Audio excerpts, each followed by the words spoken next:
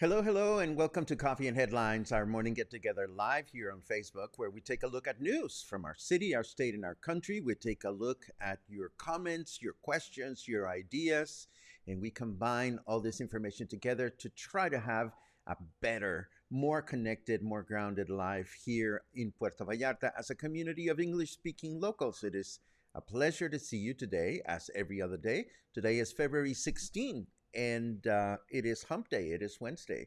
And it's only 2 days till I have my doctor's appointment to get rid of this chingadera. So I am insufferable.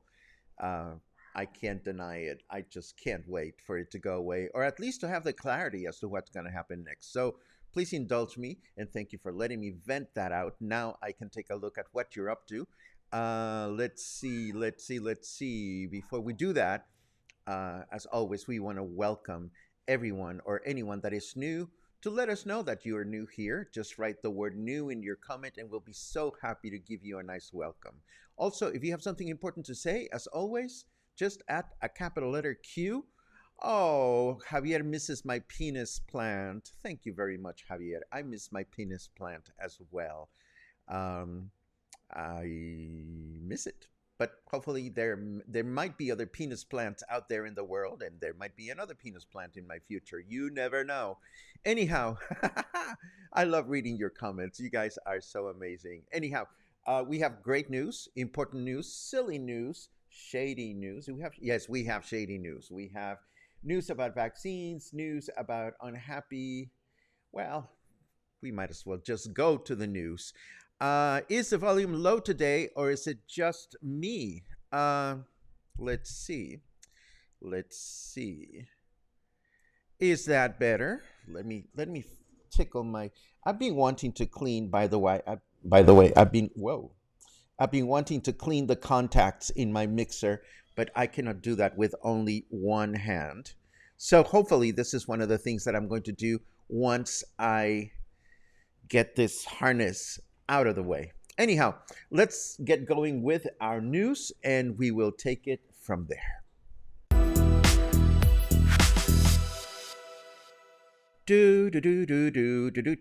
Where is my mouse? Here is my mouse. Okay, so for starters, if there are any teenagers in your household, there will be a first shot and second shot campaign tomorrow for minor citizens ages 14 to 17 at the usual venues. They will receive the Pfizer vaccine. And this must make our mayor very happy, as he had been reluctant to get his booster shot until the Pfizer vaccines became available locally.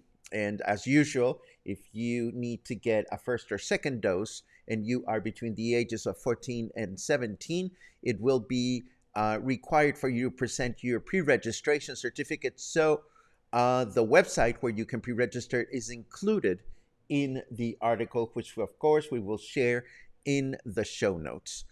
Let's see what else we have. Oh, for starters, take a look at this awesome photo of the new bridge along Insurgentes Street. It's coming along just fine.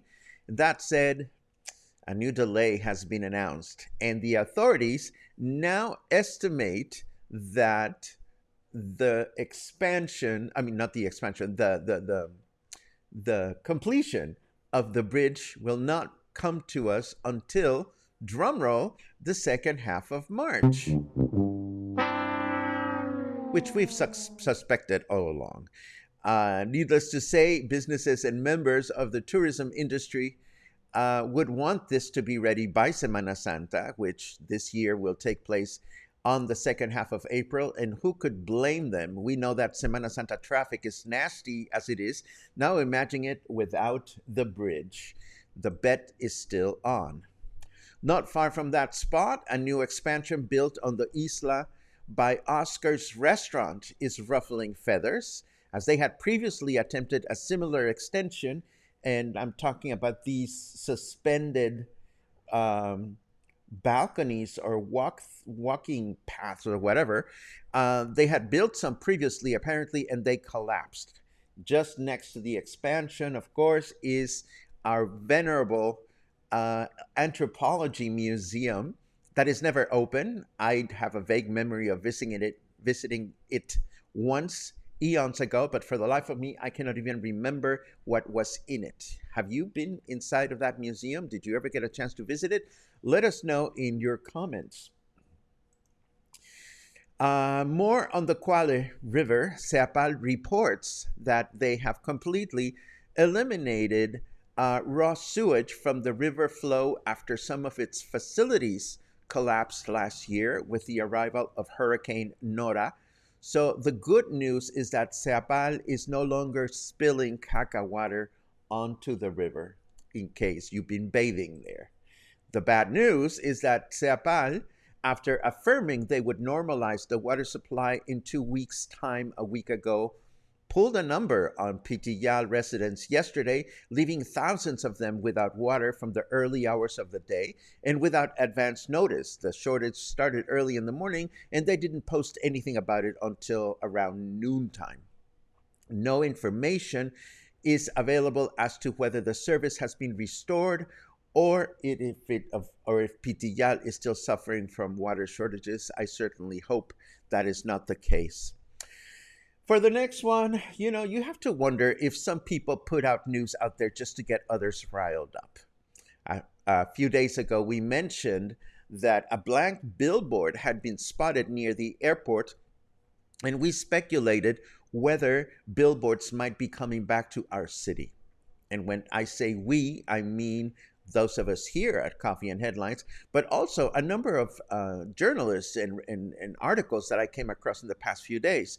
Now it turns out that the blank billboard has been there for over a decade and was never taken down simply because there was no advertising on it. There has been no advertising on it since then.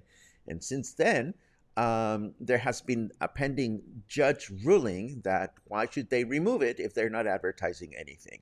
That said, local authorities did confirm in the past few days that there is no modification to the laws that affect billboards in our city at present time. So we can safely count on the fact that they will not be returning to our city anytime soon. The next bit of news is a little shady, but I think it's worth discussing. This is nasty, actually. Apparently, City Hall is spending taxpayers' money in purchasing Facebook bots. What is a Facebook bot? Well, they call Facebook bots fake profiles that are created and put into place, in this case, to praise the work being conducted by the current administration.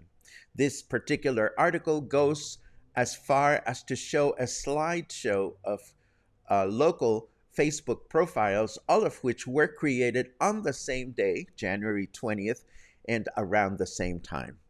Is the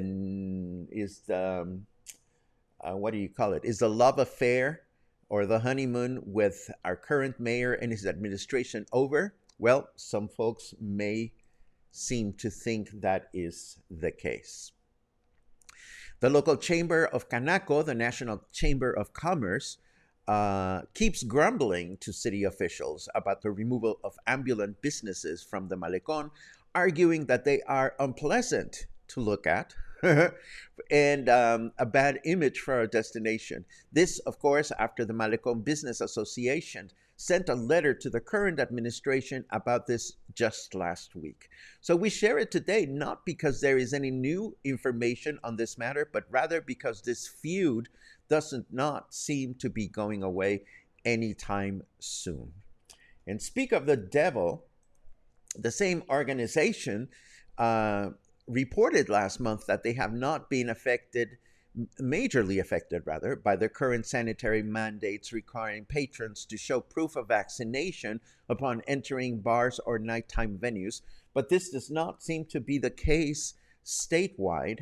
At state level, Jalisco's Council of Bars, Discos, and Nighttime Venues has reported losses of up to 30% in revenue because people don't seem to be able to hold on to a piece of paper that they received when they got vaccinated and carry it along with themselves whenever they want to go get a cocktail. What can I tell you? Let's take a look at the weather.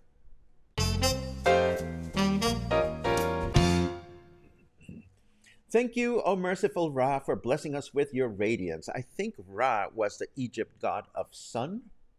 Maybe, maybe not. I am showing utter ignorance and I'm just speculating. It is 27 degrees right now and humidity is low, 47%. Our temperature in Fahrenheit degrees is 81. And we can expect a clear day today with a high temperature of 30, a low temperature of 18. Tomorrow, Thursday, we have another clear day with a high temperature of 31, a low temperature of 17, and we will end our work week with yet another clear day, a high temperature of 30, and a low temperature of 18. Not bad at all. Now, this has nothing to do with anything, but I found this article on Huffington Post this morning about the best time to have dinner, according to experts. I know, it's totally mindless, but the article reflects on how the pandemic has shifted our habits and whether this is a good thing or not. And this, of course, got me thinking about my own eating habits and wondering about yours. So I'm wondering how your eating habits or your time, the time at which you consume your meals, has changed during the pandemic. Culturally speaking, and as a general picture, I will let you know, for example, that for me, growing up at my parents' home, the big meal of the day was lunch, and it was had around 2 o'clock, between 1 and 2 o'clock, and that was a big meal. Maybe that's why Mexicans take siestas, because we eat a lot during the daytime. And then we would not have dinner. We would just have a light supper around 7 or 8. And curiously enough, through the pandemic, I seem to be reverting to this practice. For starters, I know it's not good for you, but I seldom have a hearty breakfast. I just, it makes me lazy and lethargic. So I'll have my coffees early in the morning, and then I'll have an early lunch between noon and 1. But this lunch is usually large enough for me to only require a mild supper sometime between 7 and 8. And that's how I've changed my habits. If you have any comments to share about this, please feel free to let us know in the comments section, which we'll get to in a second. I have 1, 2, 3 more things to share with you before we dive into your comments. For starters, it seems that Cecilio Lopez Fernandez, Director of Municipal Markets, is not having a good week. A few weeks ago, and I didn't report this because I didn't make much of it, but he asked a few vendors at the Emiliano Zapata Municipal Market to stop invading the sidewalk and parking spots with their merchandise. Some of the vendors lashed back, arguing, lashed because he didn't lash at them. He just sent a nice little letter. But some of the vendors lashed, arguing that doing so would affect their sales. Now, whether this is actually true or not is not clear, and certainly not as clear as some of these photographs. Here is how a vendor has put all kinds of merchandise outside. And here's another one showing how they are invading nearby parking spots. Fernandez has indicated that he is not trying to harass vendors, he is simply attempting to respect pedestrians. Late last year, the town of Sayulita was ruffled when the level of caca cells in their ocean water came up rather high. And the town was fearful of losing their Pueblo Mágico status, a status that we've wondered about for some years, but I digress. The Bahia de Banderas Tourism Office has now claimed that there is no present risk of losing such status as the problem has been resolved and the town's water treatment plant is working properly. That said, given a choice between going into the water in Sayulita and staying on the beach and enjoying the eye candy, I think personally I would enjoy the latter much more. Last but not least, I got this lovely photograph from our dear friend Zoe Lewis. Apparently, Zoe and Sharon have found and have adopted this little kitten that is being fostered by them until she finds a place to live. They're calling her Coco. She was a street kitty who kept purring every time they smiled at her, and now she loves people. They have gotten her spayed. She's approximately 6 months old, and she is loving and sweet and playful, and they are in house trained, and they are looking for a forever home for her. It's a good candidate. Coco is a good candidate because she probably has a good ear for music and musicians. So if you're looking to adopt a kitty cat, I will leave Zoe's Facebook profile in the show notes so that you can contact her directly. And this is what we have for today. Now let us take a quick look at your comments, starting with your good mornings, which are always wonderful to read. Thank you very much. Da-dee-da-da, da-dee-da-da. Uh-oh. Gwen says that the pressure is on to continue Albert's taco crawl. I'll have fun trying. That sounds wonderful. The self-imposed pressure is on to continue taco explorations.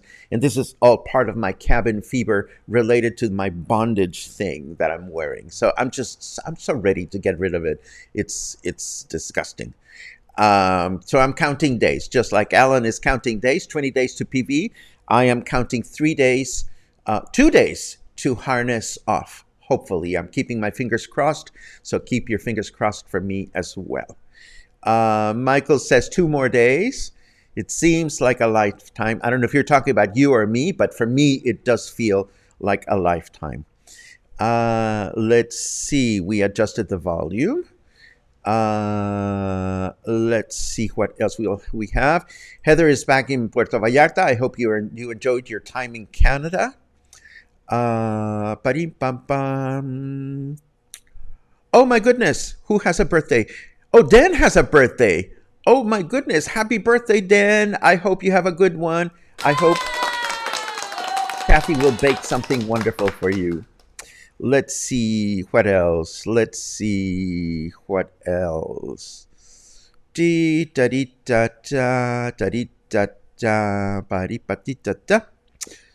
We did a walkthrough of the Anthropology Museum perhaps 3 years ago.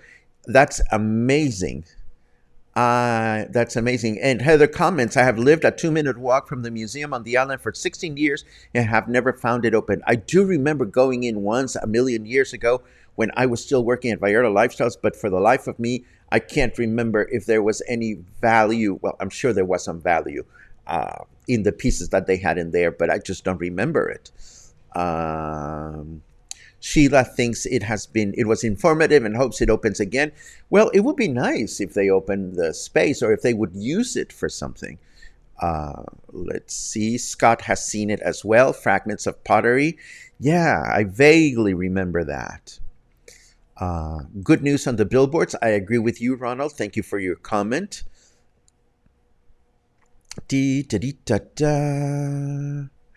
Oh no, Brad reports that in Versailles they didn't have water at their house from 9 a.m. to 6 p.m.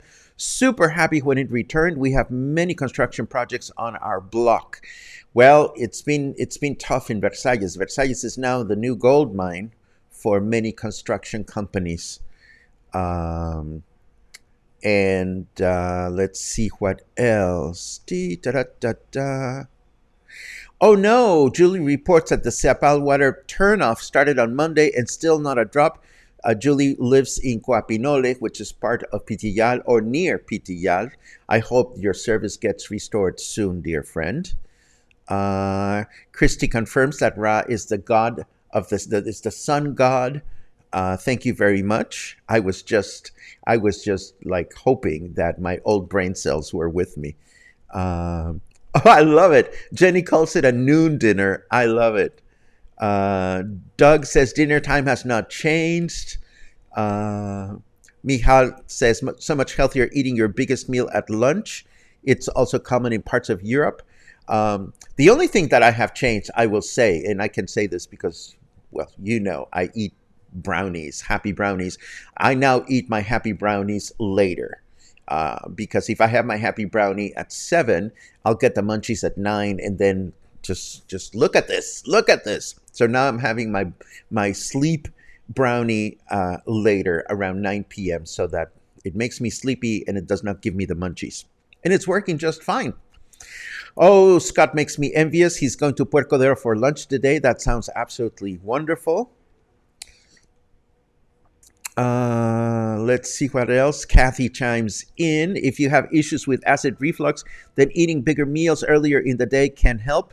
If you don't have that particular issue, there really isn't any decent research that says that when you eat matters. Power to Kathy. I always believe everything Kathy says because she has so much sense in her words. It's not even funny. Let's see. Javier says, my wife is American, so I eat like Americans. Yes, when I lived in the United States, I had big dinners for many, many years. And when I came back to Puerto Vallarta, that used to be the case. But somehow I have switched back to my roots. Oh my God, there was indeed a fabulous moon setting over the ocean just before sunrise. I hope some of the cluster saw it. You know, Lynn, I actually took a photograph of the moon, but not just before sunrise. I was looking at my window, my bedroom window yesterday as the sun was setting, and I saw the moon rising over the mountains, and I took a photograph of it, and for the life of me, I forgot to include it in today's broadcast. Maybe I'll make it the cover for today's broadcast because it was a huge, beautiful moon. Let's see what else. Happy brownies. Yes, happy brownies. They rule my life. Ramon sends greeting from LA, and we appreciate that very much. And Jenny saw the moon last night as well. That is amazing. Excellent. Well, this is our broadcast for today. We can hang out a little longer. If you have any final questions or comments, anything you'd like to share, anything that's on your mind, anything that you're wondering about, anything you're watching on TV, I am loving The Gilded Age. I am loving Succession. I am about to start the 3rd season, and I can't get enough of these very crazy rich people.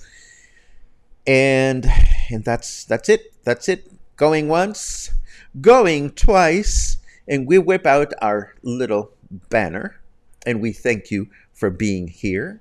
And we look forward to seeing you again sometime soon. It is a pleasure to spend time with you every single day. Don't forget about Zoe's little kitty. And don't forget to check out Zoe at Encanto. And don't forget to check out Brandon and James, who I have failed to reach out to for an interview, but they have started their run here in town. I'm going to reach out to them so that we can hopefully have some quality time with them. So hopefully we'll get together sometime soon. Have an awesome day, and I'll see you again tomorrow.